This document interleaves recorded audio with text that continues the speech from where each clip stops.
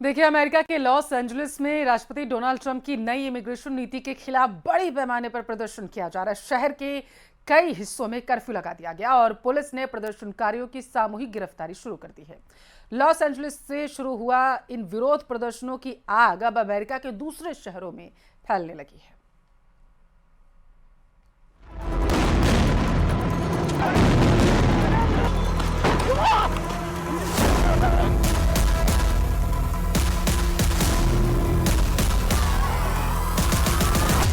दंगे की आग में जल रहा है लॉस एंजलिस।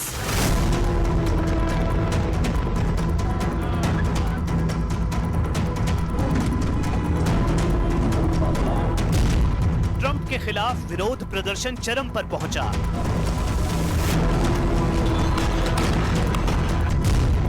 हालात काबू में करने के लिए लगाया गया कर्फ्यू। अमेरिका के लॉस एंजलिस में राष्ट्रपति डोनाल्ड ट्रंप की नई इमिग्रेशन पॉलिसी और इमिग्रेशन एंड कस्टम एनफोर्समेंट की कार्रवाइयों के खिलाफ भड़के प्रदर्शन अब बेकाबू होते जा रहे हैं। नेशनल गार्ड्स और मरीन कमांडोज की तैनाती के बावजूद शहर में कई जगहों से लूटपाट और तोड़फोड़ की घटनाएं सामने आ रही हैं। हालात इतने तनावपूर्ण हैं कि स्थानीय प्रशासन को शहर में कर्फ्यू लगाने का फैसला लेना पड़ा।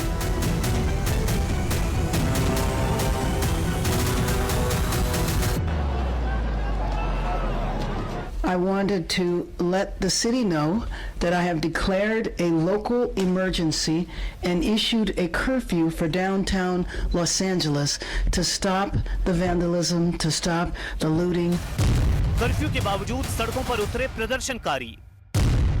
पुलिस ने किया मास अरेस्ट का ऐलान। लॉस एंजलिस में बेकाबू हालात और कर्फ्यू के बावजूद बड़ी संख्या में प्रदर्शनकारी सड़कों पर उतर चुके हैं। लॉस एंजलिस पुलिस ने आधिकारिक तौर पर कहा है कि शहर में मास अरेस्ट यानी बड़े पैमाने पर गिरफ्तारियां शुरू हो चुकी हैं। इस बीच कैलिफोर्निया के गवर्नर गेविन न्यूसम ने ट्रंप पर फिर निशाना साधते हुए उन्हें दंगे और विरोध प्रदर्शन का जिम्मेदार बताया है। Donald Trump, without consulting California law enforcement leaders, commandeered 2,000 of our state's National Guard members to deploy on our streets illegally and for no reason. This brazen abuse of power by a sitting president inflamed a combustible situation. नई immigration policy पर अड़े Trump. उधर America के राष्ट्रपति Donald Trump नई immigration policy पर टस से मस होने को तैयार नहीं हैं। ट्रंप ने प्रदर्शनों और गिरफ्तारियों पर कड़ा रुख अपना लिया है। ट्रंप के मुताबिक वो अवैध प्रवासियों पर कार्रवाई जारी रखेंगे, चाहे इसके लिए उन्हें कुछ भी करना पड़े। There's something wrong with these people. All I want in terms of engagement, I just want to see peace. If there's peace, we get out. If there's even a chance of no peace, we stay there until there's peace. And a lot of people are being arrested. New York, Chicago और San Francisco में भी शुरू हुए प्रदर्शन।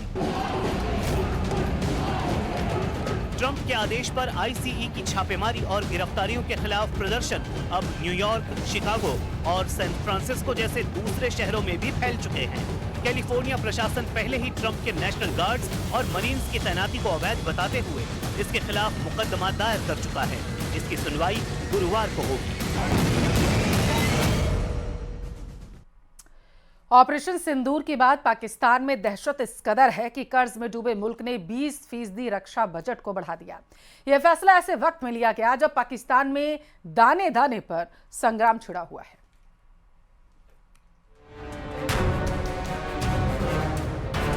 ये biodata है उस पाकिस्तान का जो ऑपरेशन सिंदूर के बाद इस कदर दहशत में आ गया है कि उसे सूझ नहीं रहा कि दहशतगर्दी से लड़े या गरीबी से।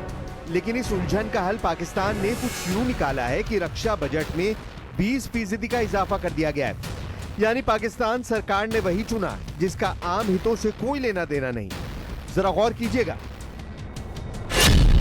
पाकिस्तान का कुल बजट है 17.53 लाख करोड़ रुपए और इनमें से 2.55 लाख करोड़ सिर्फ फौज पर खर्च होते हैं। मतलब गरीबी हटाओ नहीं, हथियार बढ़ाओ। जहां एक तरफ आम पाकिस्तानी को 110 रुपए किलो आटा, 275 रुपए किलो चावल और 34 रुपए यूनिट बिजली मिलती है, वहीं दूसरी तरफ फौज को चाहिए J-35 stealth fighter, HQ-19 missile defence system, KJ-500 radar.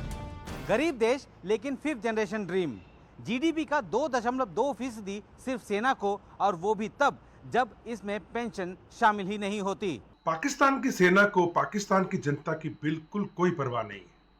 जहां पाकिस्तान की जनता दिन प्रतिदिन भूखमरी से जूझ रही है, खाने के लाले पड़े हुए हैं, वहीं पाकिस्तान की सेना और पाकिस्तान की एस्टेब्लिशमेंट अपने पैसे बनाने में लगी हुई है।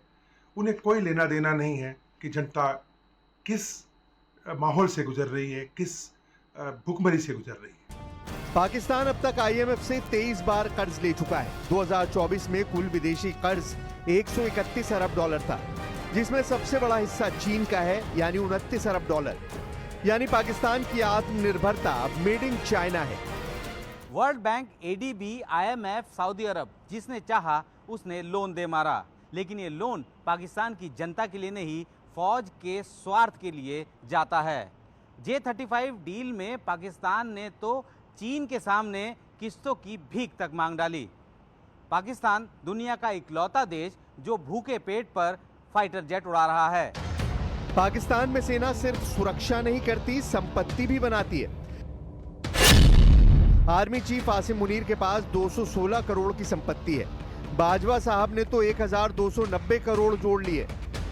ये एक बहुत बड़ी हिंदुस्तान की डिप्लोमेटिक जीत है, और जो हमने एक्स्ट्राडिशन ट्रीटी अमेरिका के साथ साइन की थी, ये दिखाता है कि अब वो फल देना शुरू कर दिया है। ये एक बहुत बड़ा मास्टरमाइंड था जो अमेरिका के लॉस एंजलिस जेल में था, और 2019 में हिंदुस्तान ने इसके एक्स्ट्राडिशन की डिमांड की थी, और ये केस वहां के सुप्रीम कोर्ट में चला। अल्टीमेटली हमें इसमें सफलता मिली।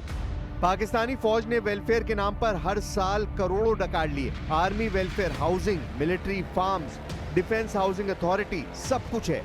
बस जनता की फिक्र नहीं। जिन्हें देश की रक्षा करनी थी, वो अब देश के संसाधनों के रक्षक से भक्षक बन चुके हैं। उसके तुरंत बाद कराची के अंदर हाफिज सईद के लश्कर तैयबा के पूरे जितने लोग थे, उन्होंने सरेआम एक अपनी सेना जो कि हार चुकी थी उसकी बड़ाई करने के लिए एक फंक्शन किया। पाकिस्तान की अर्थव्यवस्था एक स्क्रिप्टेड ड्रामा बन गई है। आतंकवाद एक्सपोर्ट करो, फिर लड़ाई का बहाना बनाओ, और फौज के लिए बजट बढ़ाओ। FATF से निकलो, फिर कर्ज लो, फिर हथियार लो।